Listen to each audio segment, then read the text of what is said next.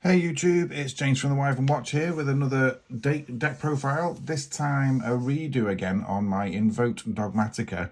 Last time I did this was sort of 2 years ago, and it's had a few tweaks since then, and I just thought I'd profile it for you today and get everyone's take on it. It's definitely one of my favourites. I would definitely call it one of my signature decks now. Mainly because of the whole principle and of the Dogmatika cards themselves.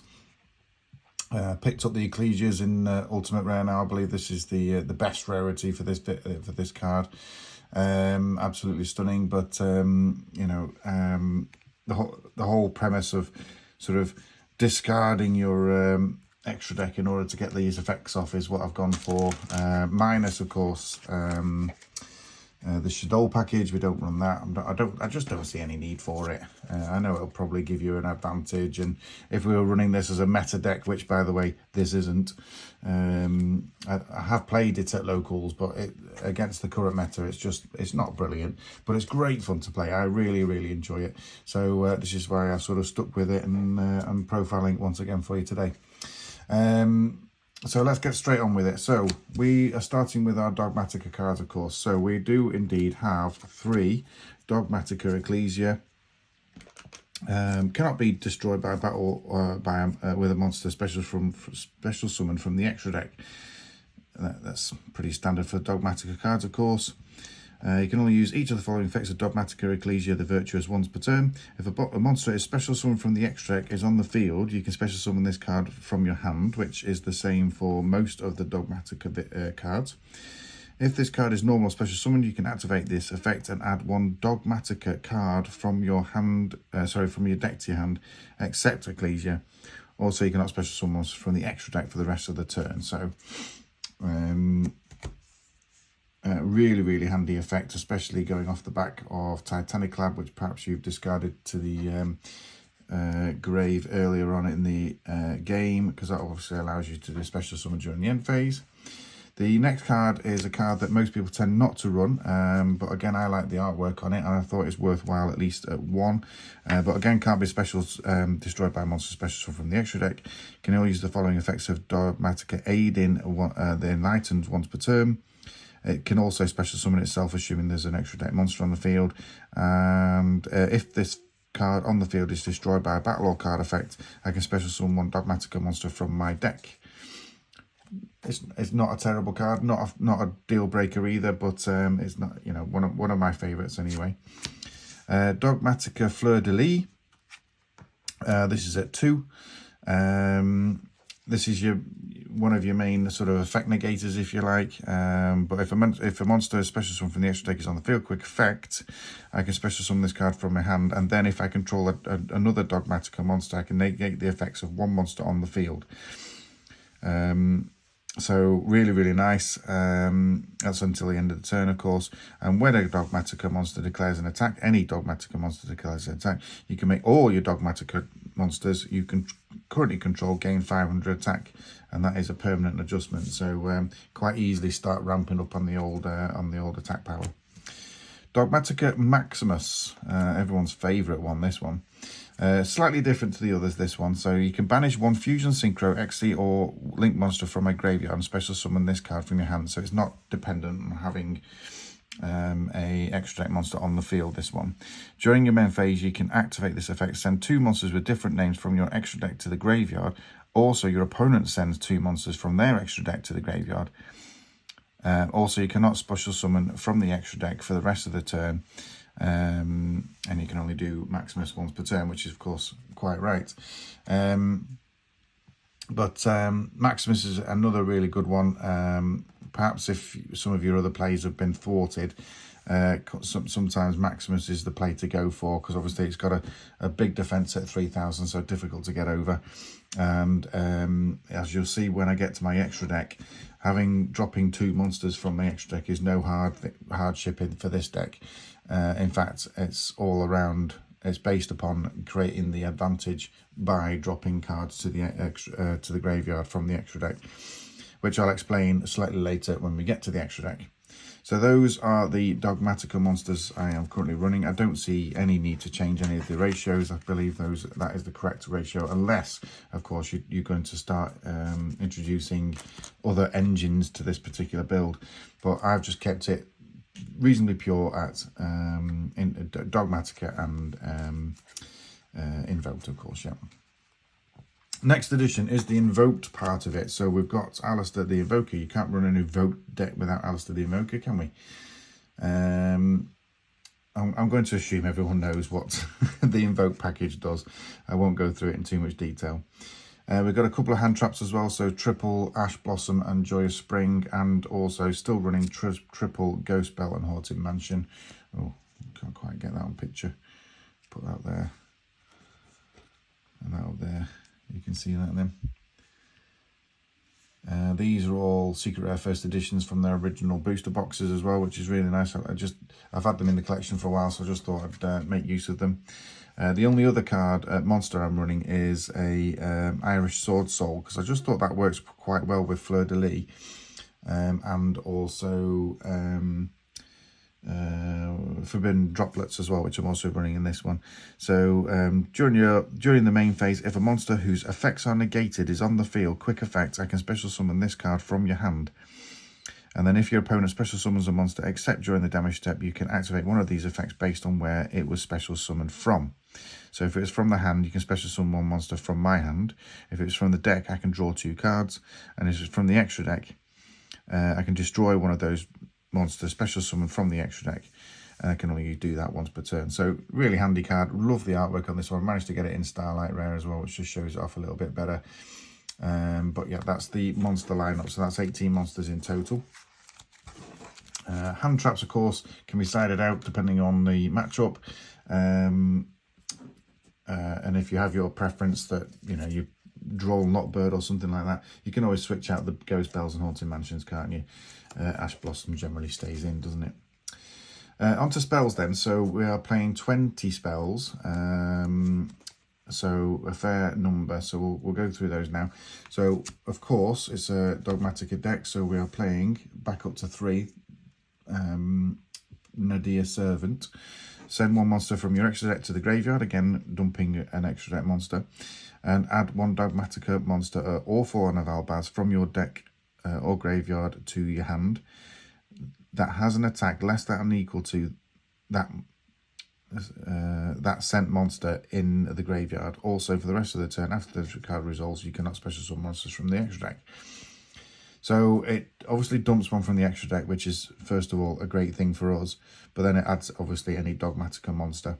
Not a 4-ball Albaz, because we don't run them, of course. Just to go with the Invoke package, of course, we are also running Magical Meltdown.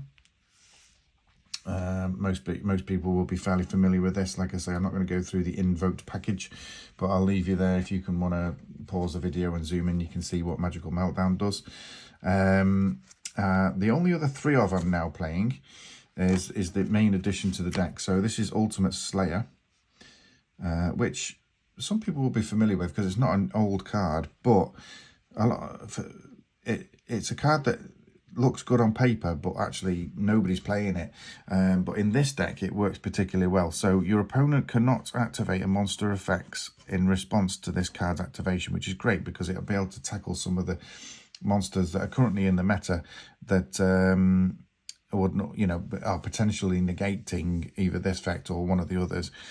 And this stops that reacting to this activation. Sends 1 monster from your extra deck to the graveyard. Again, that's what was a win for us. Then target 1 monster your opponent controls with the same card, either Fusion, Synchro, XYZ, Pendulum or Link, and shuffle it back into the deck. So it's not destroying, but it is targeting. But it means that you can just spin it back to the opponent's deck, and I'm just making sure that when you get to the extra deck, there is one of each, at least one of each, of a Fusion, Link, Synchro or Xyz, just to make sure that we can potentially hurt anybody's extra deck. I've not really gone after pendulums, but the other extra deck monsters, we've got it covered.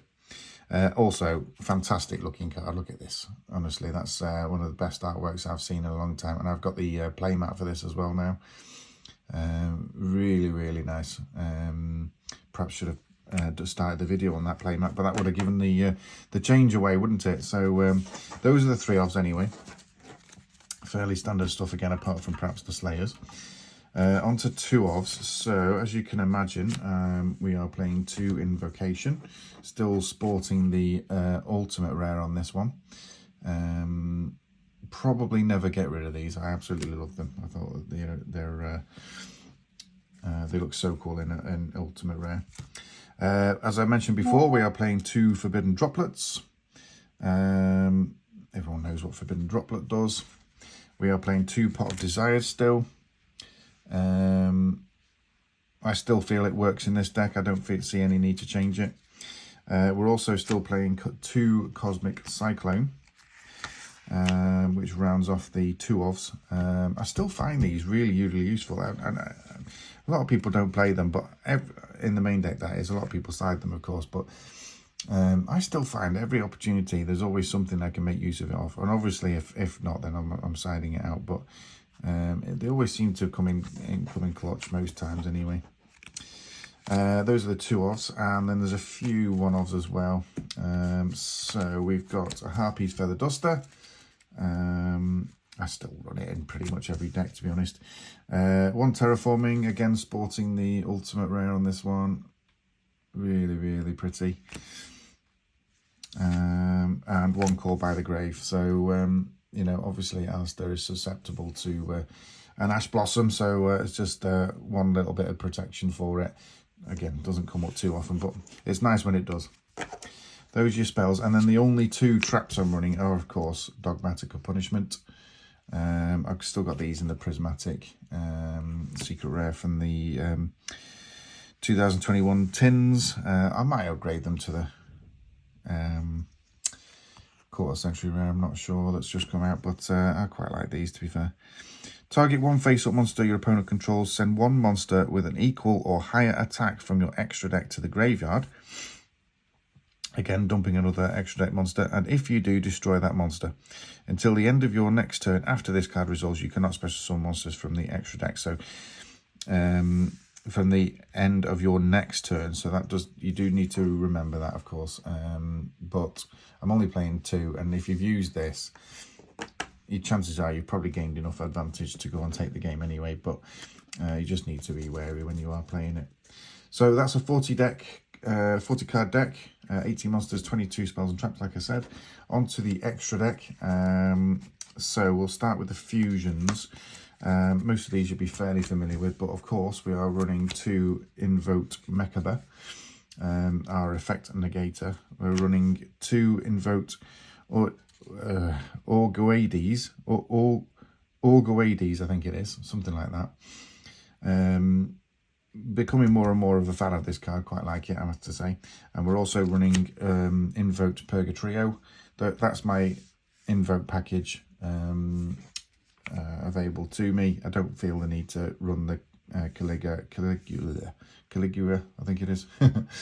I'm running out of space anyway because I want to play all these other cards. So we're playing 1 Garura for obvious reasons, just to get that. Well, I'll read the ones that obviously potentially you're not too sure about. So, but if this card is sent to the graveyard, you can draw 1 card. Fairly simple. So if you just feel the need to get the extra draw, just send that. I'm playing 2 Elder Entity Unts. So if this card is sent to the graveyard, you can target 1 card on the field and destroy it, full stop. Always handy. And of course, 1 Titaniclad, the Ash Dragon. And if this card is sent to the graveyard, because it was sent there this turn, you can add to your hand or special summon 1 Fallen Albaz or 1 Dogmatika monster from your deck. So that's always a nice little one just to search it out and in the end phase and get it special summoned, ready for a Fleur de Lis play potentially. Oh yeah, so that's right. Yeah, so you get the Ecclesia out, which then searches the Fleur de Lis and leave that in your hand. So those are the fusions that I'm running at the moment. Just collect those up. We've got 4 links. I'll start with the package to use with the Invoked monsters. So with the Invoked monsters, of course, we're still going into a Salamangreat Almirage from the Alistair the Invoked, and then on into the Secure Gardener, which first of all puts the Link monster in the graveyard ready for potential Maximus play, but also means you've got the elements there to go straight into a Mecha as well, of course. There's Artemis there, the Magistus Moon Maiden, which of course, actually very nice too in Collector's Rare, the original Collector's Rare. Just about to see that on camera. But that's just another option to dump the Alistair back into the grave.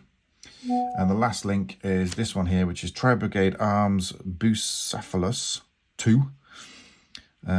Which first of all is here because of its attack power. So when we need to get over a monster with potentially punishment, I've got a monster with 3,500 attack, which should cover most monsters. There's not many monsters that are over that to enable to use that effect. But if this card is sent to the graveyard, you can send one Beast Warrior or Winged Beast monster from your extra deck to the graveyard. So if you haven't already, you can dump this and then you can also dump the Garura, which means you get the draw. So you use this to dump, well, you can use it to dump a, for the Ultimate Slayer effect. If you're going up against a Link monster, then you get to dump this, and then obviously you get the extra draw, or you're using it as part of the,